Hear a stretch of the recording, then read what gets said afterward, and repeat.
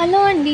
Welcome back to our channel Devi Saraswati. ఈరోజు మన ఛానల్లో డాబా స్టైల్‌లో ఫ్రైడ్ రైస్ ఎలా తయారు చేయాలో చూపిస్తున్నానండి. ఫస్ట్ ప్యాన్‌లో ఆయిల్ వేసి ఆయిల్ హీట్ ఎక్కాక 3 గుడ్లని పగలగొట్టేసి వేసేసానండి. చూడండి, దీన్ని బాగా వేయించుకోవాలండి. ఈ ఎగ్స్‌ని ఆయిల్‌లో చూడండి, మనకి కోడిగుడ్డు ముక్కల్లాగా మధ్యలో తగలాలనుకుంటే కనుక అలా కలపకుండా కొద్దిగా బాగా వేగే వరకు ఉంచుకుంటే ముక్కల్లాగా తగులుతాయండి. లేదంటే మనకి ముక్కలు ఇష్టం లేదనుకుంటే కనుక ఇలా బాగా ఎక్కువ కలుపుతూ ఉంటే కనుక ముక్కల్లాగా కనపడదు ఎక్కడ కూడా.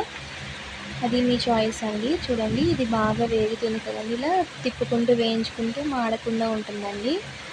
ఇలా వేసాక దీనిలోకి మనం ముందుగా ప్రిపేర్ చేసుకున్నాం కదండి, కట్ చేసి పెట్టుకున్న పచ్చిమిర్చి, ఉల్లిపాయ ముక్కలు, క్యారెట్ తురుము, కొద్దిగా షాజీరా కూడా వేసానండి నేను.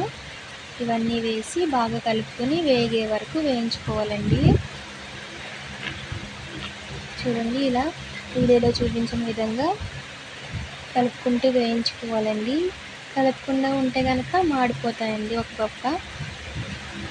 దాన్ని బట్టి కలుపుకుంటూ వేయించుకుంటే బాగుంటాయండి. దీనిలోకి ఉప్పు, కారం వేసామండి. చూడండి, గరం మసాలా కూడా వేసామండి. ఫ్రైడ్ రైస్ మసాలా, గరం మసాలా కూడా వేసామండి. ఇవన్నీ వేసాక బాగా కలుపుకొని దీనిలోకి రైస్ వేసేసి ముందుగా ఉడికించి పెట్టుకోవాలండి. ఆ రైస్ని తెచ్చి దీనిలో వేసేసి బాగా కలుపుకోవాలండి. దీనిపైన కొద్దిగా ఆయిల్ వేయాలండి. రైస్ మీద ఆయిల్ వేయటం వల్ల ఇంకా బాగుంటాయండి. ఆయిల్ కానీ మన ఇంట్లో నెయ్యి ఉంటుంది కదండి, నెయ్యి అయినా వేసుకోవచ్చండి, మీ చాయిస్. వేస్తే ఒక మెతుక్కి ఇంకొక మెతుకు పట్టకుండా ఉంటుందండి. చూడండి, వేడి వేడి డాబా స్టైల్ ఫ్రైడ్ రైస్ రెడీ అయిందండి. ఇలాంటి మోడల్స్ కోసం సబ్స్క్రైబ్ చేయండి Devi Saraswati channel. Thank you for watching.